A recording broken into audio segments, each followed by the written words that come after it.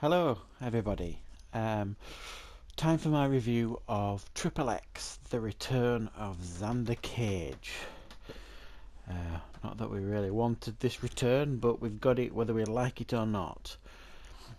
So this is the third in the, I suppose you could call franchise, the xXx franchise. The original one was, I think, well over 10 years ago. The original xXx with Vin Diesel, and then the follow-up State of the Union at Ice Cube as the main star, and now we've got the third one, hence the title, The Return of Xander Cage. Now I don't know what they thought was going to happen here. I know his return to the Fast and the Furious franchise reignited that franchise, I suppose you could say. Maybe they thought the same was going to happen here. Unfortunately, that isn't the case. I have to be brutally honest, I wasn't a huge fan of the first one, and I haven't seen the second one. No interest at all in that. I didn't think the first one was particularly a good film. And this, basically, it feels exactly like the first one. They have not changed their approach at all. This is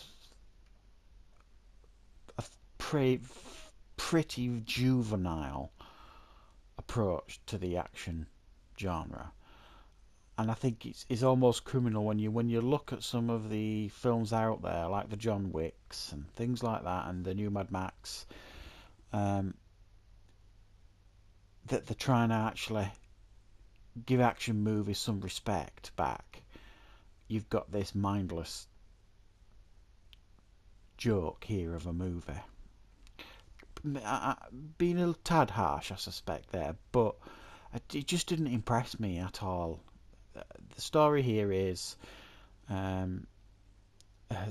managed to get Xander Cage to come out of retirement because his recruitment guy from the first one, Samuel L. Jackson, if you may remember if you saw the first one, and there's no spoilers here because it happens very quickly, is killed while he's trying to recruit Neymar Jr. from Barcelona. Yeah, this is the kind of movie we're dealing with here.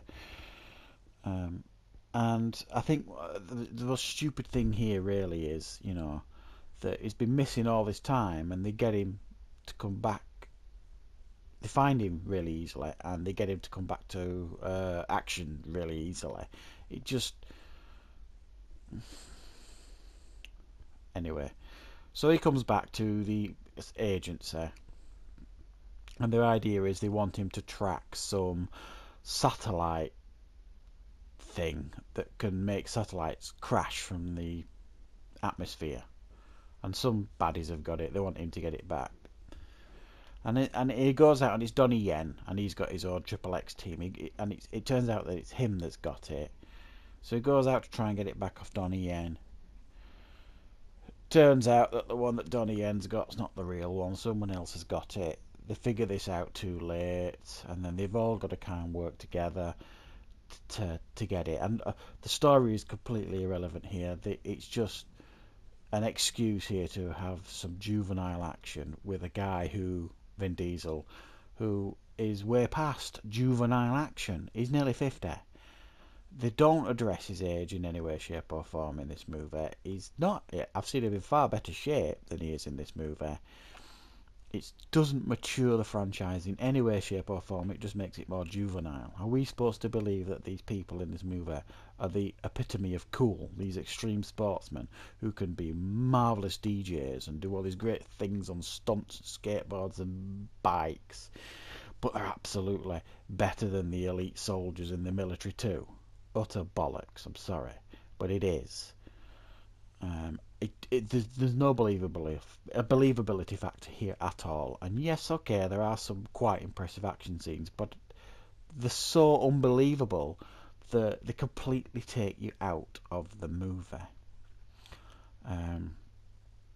Vin Diesel tries his best to be charming, but he just comes across as a bit pervy at times. He's not funny, and he's not cool. I'm no expert on what is cool, clearly, but this film isn't cool, and these people portrayed in this film are not the epitome of cool. It just shows really the lack of knowledge involved here as to what the youth out there today want to see on screen, because it ain't this. It isn't this. Yes, okay, good production values, some impressive action scenes, no believability at all. The performances are pretty shocking throughout, um, and I expected better. I was really hoping that they would maybe mature this franchise a little bit, and give us a bit of believability, but absolutely no, it's gone completely in reverse in that aspect. So it's not a great movie, this.